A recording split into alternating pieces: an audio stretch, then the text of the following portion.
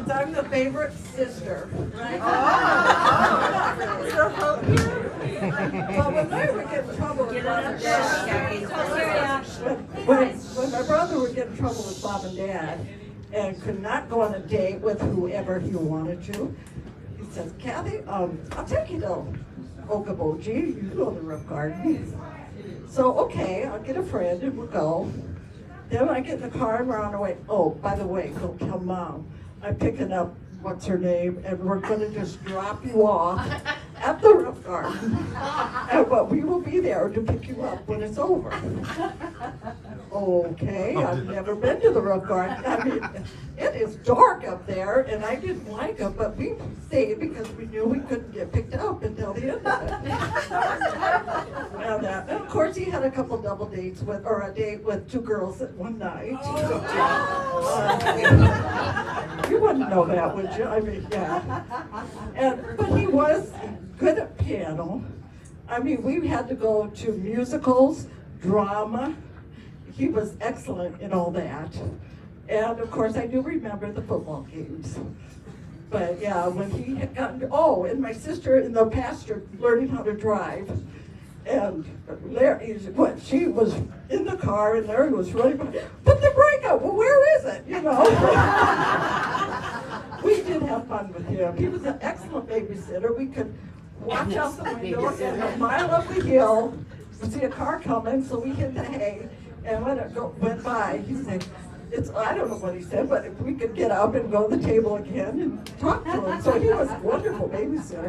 So we did have a good time with him, even though it seemed like it went so fast. And then he was off to Morningside and then to Madison. So, yeah, we loved him dearly.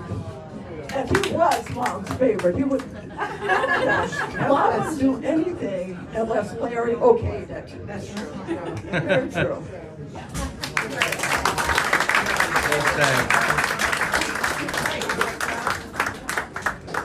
All right, I got a quick interlude about, I was telling people tonight about Mom.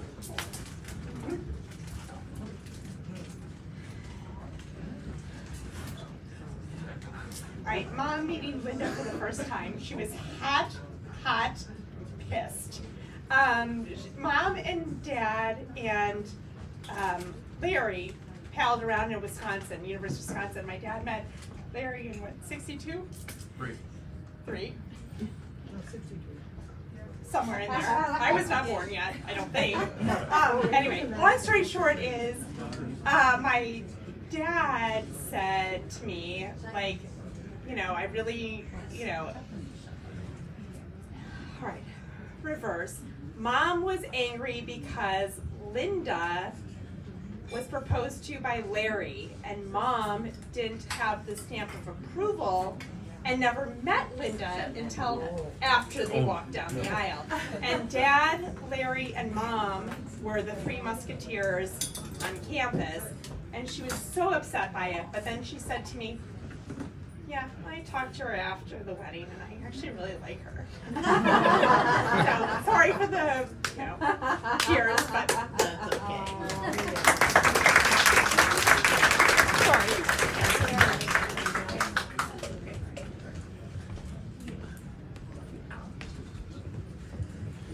So I want to speak to something that Jim alluded to when he was starting his comments about how Larry knew people.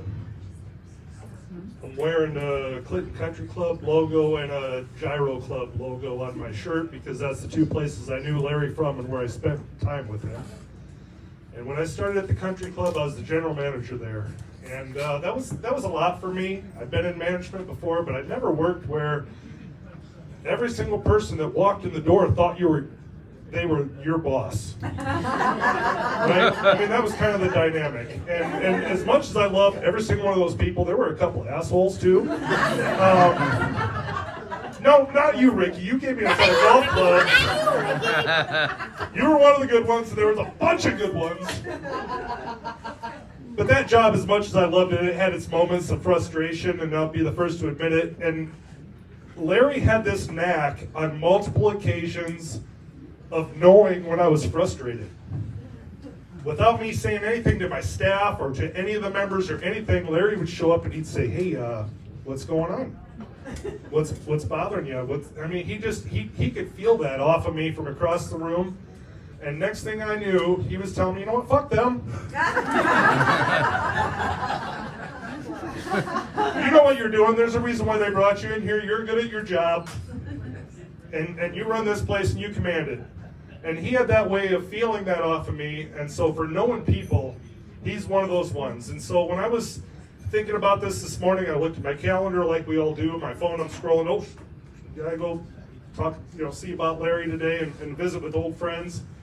And I was reflecting on this, and I thought to myself, well, there's probably nobody more deserving of a celebration of life.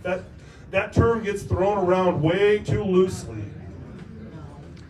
And this man, probably of the people I met in my life, on one hand, I can say truly deserving of the term celebration of life. That guy did it. He did it right.